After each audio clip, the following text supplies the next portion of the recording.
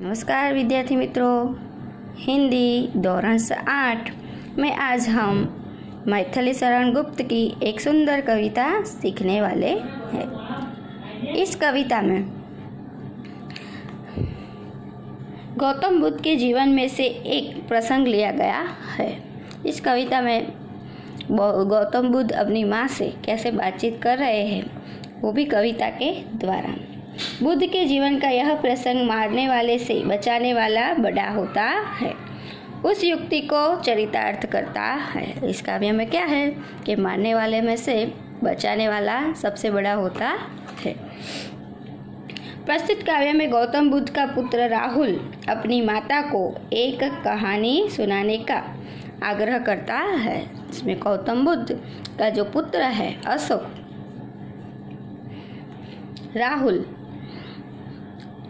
राहुल अपनी माता से कहानी कहने का आग्रह करता है और उसकी माता उसे बुद्ध के जीवन का एक प्रसंग सुनाती है।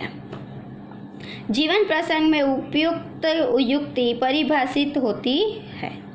चलिए आज हम पहले मैं उसका पठन करती हूँ, फिर आपको उसकी समझ देती हूँ। माँ कह एक कहानी, बेटा समझ लिया क्या तूने मुझको अपनी नानी। बहुत ही सुंदर इतने बात की है। कहानी कहती है मुझसे यह चेटी, तू मेरी नानी की बेटी। कहा माँ वह लेटी ही लेटी, राजा था या रानी।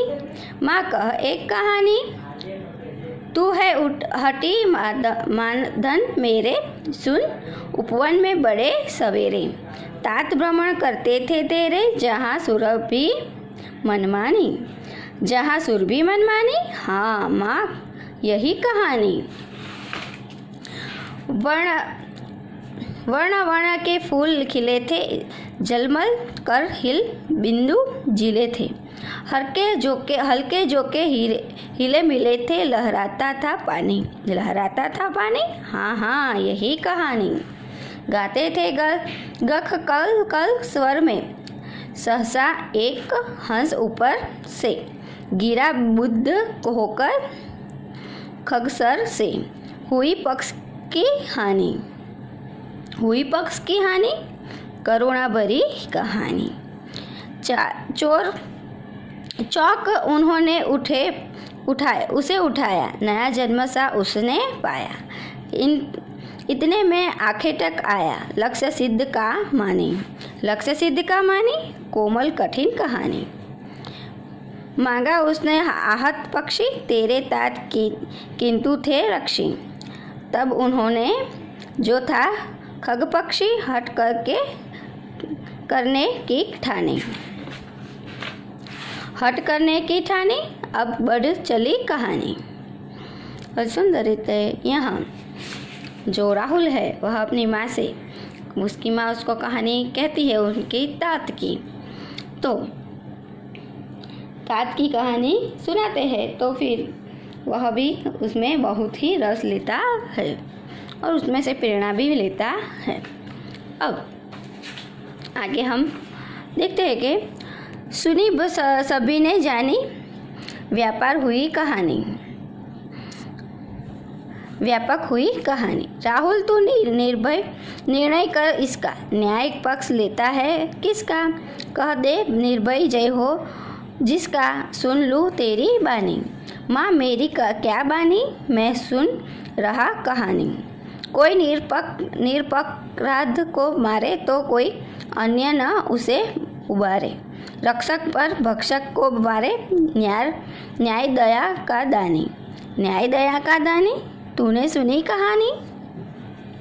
ऐसी मारने वाले से बचाने वाले बड़ा होता है, इस कहानी का सार है। हम देखते हैं माँ कह एक कहानी, बेटा समझ लिया क्या तूने मुझको अपनी नानी। यहाँ कहता है राहुल अपनी माता यशोधरा से कहता है कि माँ एक कहानी सुना। यशोधरा कहती है बेटा तूने मुझे अपनी नानी समझ लिया है क्या। એવો પ્રશ્ન સામે કરે છે કે હું તારી નાની છું। કહાની તો કોણ કે, નાના નાની દાદા દાદી કે છે। कनी है मुझसे यह चेती, तू मेरी नानी की बेटी।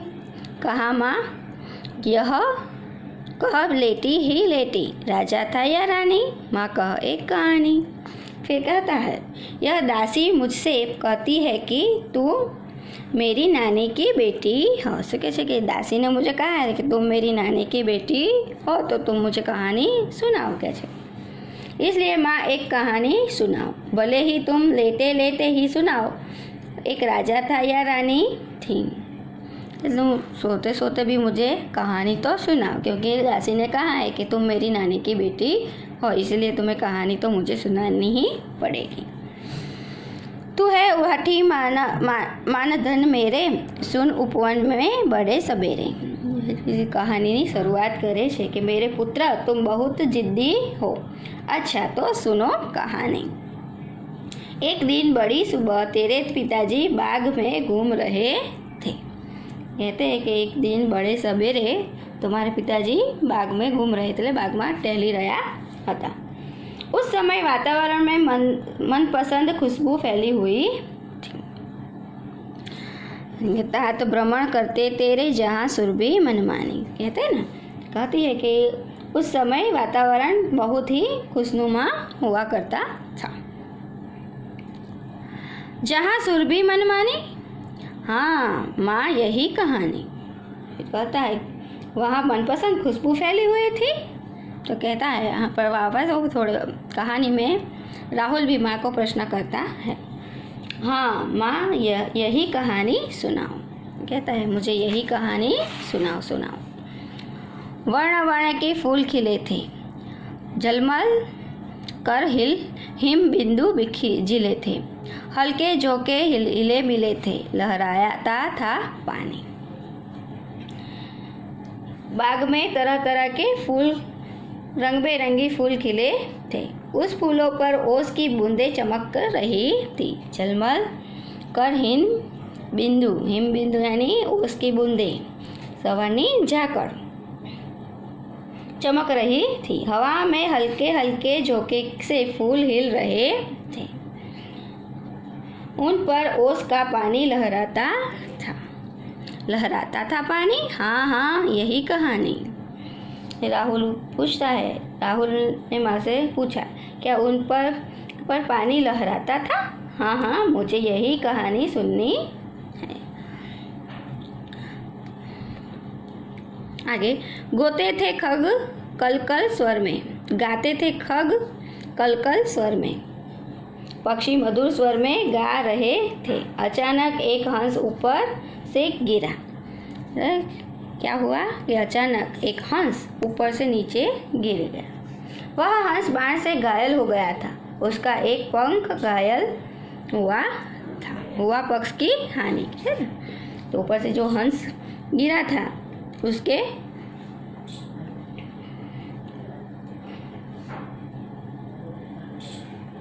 पंख पर बाण लगा हुआ था। हुई पक्ष की हानि, करुण भरी कहानी। राहुल पूछता है, पंख घायल हो गए था, वह बहुत दुख भरी कहानी है कैसे? आगे सुनाओ। चौक उन्होंने उसे उठाया, नया जन्म सा उसने पाया। तुम्हारे पिताजी ने चौंक कर उसे उठा लिया। उसने स्पर्श से पक्षी का नया जन्म जैसे पा ही लिया हो। उसी समय शिकारी वहां आया। इतने में आखेटक यानी शिकारी आया। लक्ष्य सिद्ध का मानी, कहने लगा कि यह हंस मेरा है, मैंने उसको बाण मारा है। कहता है कि उसी समय शिकारी वहां आया। उसने इस बात का गर्व था कि उसका निशाना अचूक था। क्या अचूक निशाने का अभिमान? यह तो कोमल कठोर कहानी। लक्ष्य सिद्ध का मानी ले, और उसने जो लक्ष्य साधा था वो अचूक था कैसे? इसका वो आखिर तक था, उसको बहुत अभिमान हुआ। तो कहता है कि ये तो कोमल कठिन कहानी है कैसे? मांगा उसने आहत पक्षी, तेरे तात किंतु थे रक्षी। इस तरह सदैव और निर्भय के बीच बहस होने लगी। પછી આખેટક અને જે રાહુલના પિતાજી છે એ બંનેની વચ્ચે શું થવા માંડ્યું? बातचीत थवा मंडी। दोनों अपनी अपनी बात पर डटे हुए थे। तब बात न्यायालय में गई। वहाँ यह बात सभी ने सुनी और जानी। ત્યાં બધાએ વાત સાંભળી અને એનો ન્યાય કરવાનો થયો। હવે આગળ શું થયું હશે એ તમે વિચારજો। આગળના વિડીયોમાં આપણે કવિતાનો અંત તરફ જઈશું। Thank you.